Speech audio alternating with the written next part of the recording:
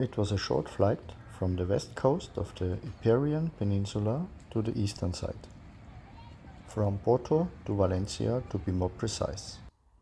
And here we played the last Challenger on clay for Mate Dodig this year. A traditional tennis club with good infrastructure was our professional venue this week.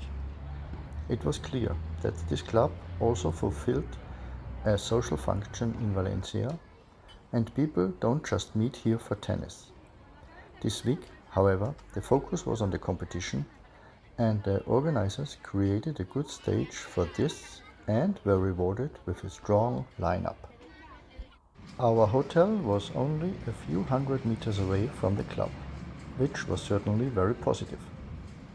Unfortunately, the rooms were a bit small and the elevator didn't work.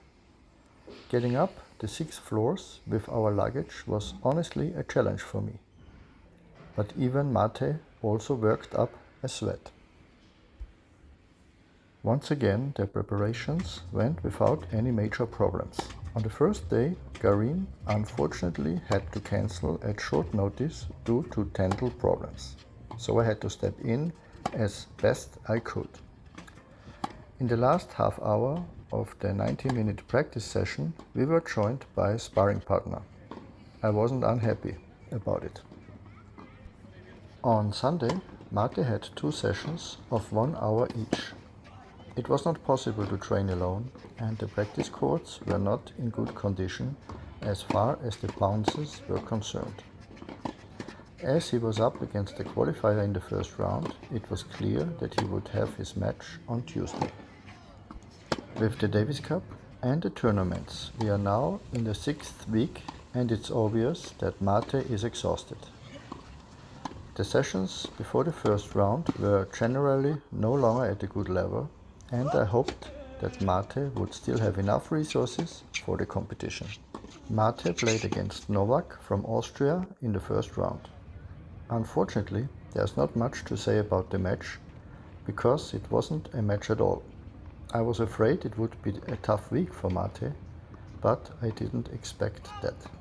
Mate was non-existent, and from the outside there are many words to describe this performance, and these words are certainly not positive. If you know the background and you know Mate, it is explainable, but of course, it also shows that important steps still need to be taken in his development to counteract such devastating drops. With Mate Dodig and Sebastian Sorga, we have 2 young players for whom we are responsible. Of course, I also try to take advantage of the opportunities when other players of this young age are at tournaments to observe them, and also to observe how the entry into international men's tennis works for these players. Joel Schwärzler is one of these players. He reached the position 1 in the junior world rankings, but he has to prove himself again in men's tennis. So far, the year has probably not gone according to plan, so Joel is currently looking for a new training facility. As he is looking for a team just for himself, he is at least financially independent for once. I had the opportunity to speak to him in Braga and here in Valencia. He seems reflective and knows that he is certainly not an easy guy, and that he needs to continue to consolidate and develop his personality. He now has several options for his future coaching, and most of them are abroad.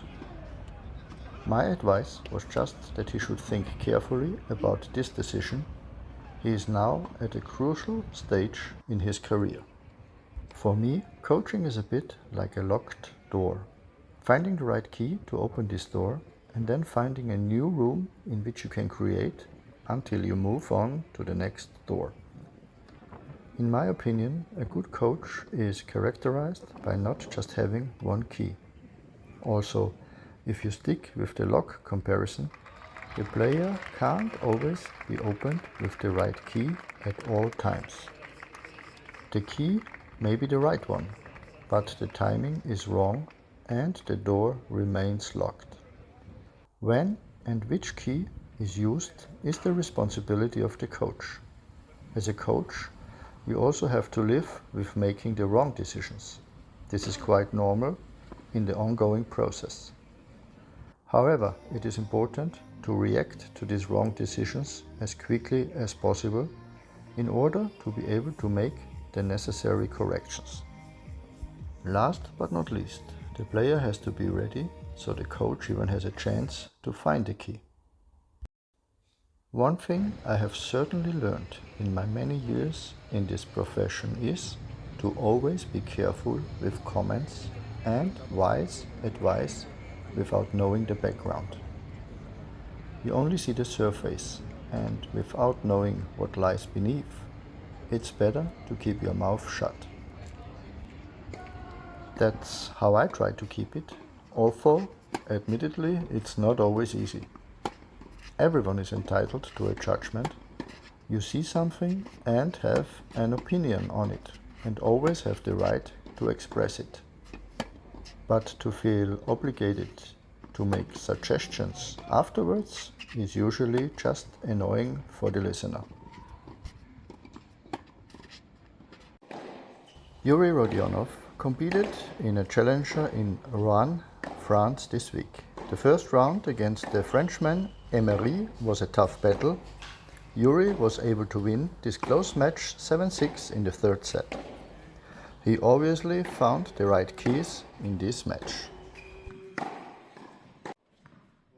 There was no recognizable key in the second round. Yuri lost easy against Van Asch.